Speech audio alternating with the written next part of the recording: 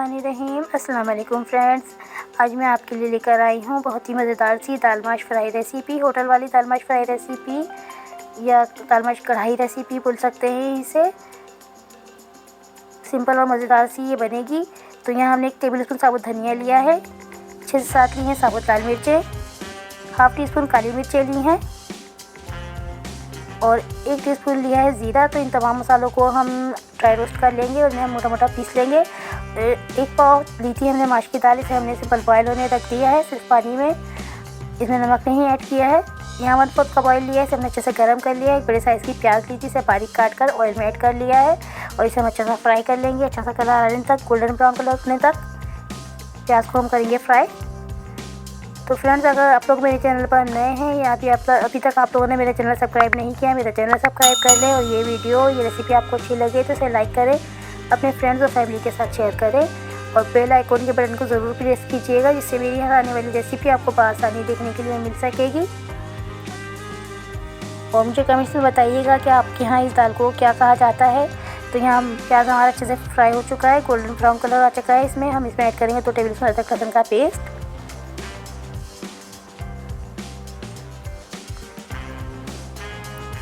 और जो मसाले हमने ड्राई रोस्ट किए थे वो भी हम इसमें ऐड कर देंगे।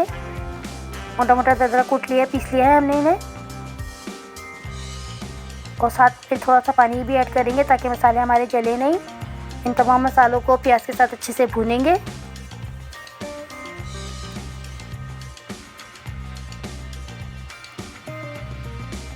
थोड़ा सा पानी भी ऐड करते जाएंगे और मसालों को अच्छे से भूनते जाएंगे ताकि मसालों का कच्चापन निकल जाए और इसका फ्लेवर अच्छा सा हांडी में आ जाए।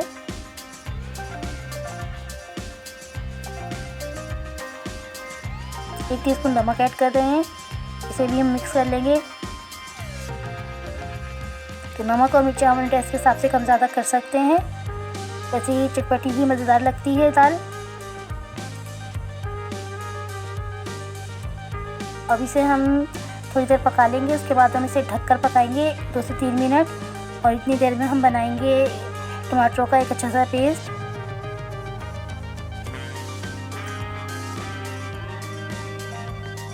थोड़ी देर से हम पका लेंगे, उसके बाद हम इसे ढक देंगे।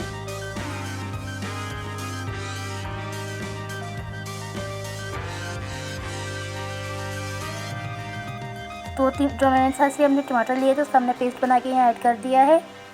आप चाहें तो बारीक काट कर भी टमाटर डाल सकते हैं। पेस्ट डालने से टमाटरों का ग्रेवी अच्छी बनती है और होटल वाले भी ज़्यादातर टमाटरों का पेस्ट ही यूज़ करते हैं।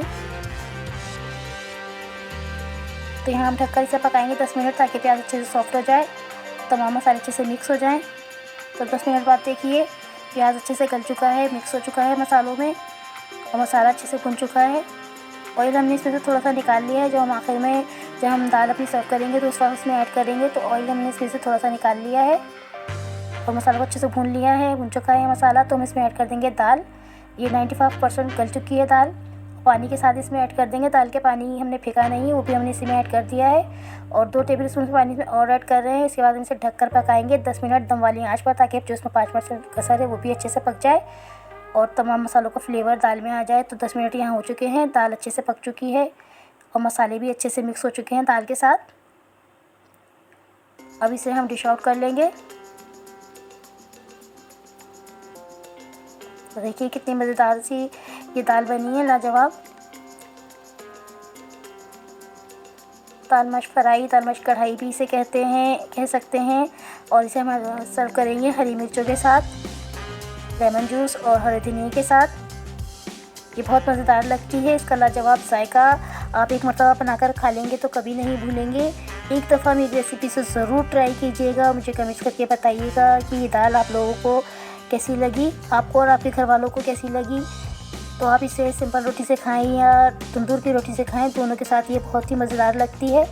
यहाँ थोड़ा सा ऑयल हम ऐड कर रहे हैं गार्निश के लिए, हरा धनिया, हरी मिर्चें डाल देंगे।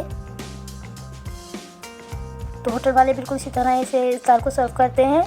तो एक बार ज़रूर मेरी रेसिपी से ट्राई कीजिएगा और मुझे कमेंट्स करके बताइएगा ये रेसिपी आपको कैसी लगी और आपके यहाँ इस दाल को क्या कहा जाता है। तो मेरे चैनल को सब्सक्राइब ज़रूर कीजिएगा और वीडियो को लाइक करना ना भूलिएगा। चलती हूँ, तो हमें याद रखिएगा। अल्लाह हाफिज़।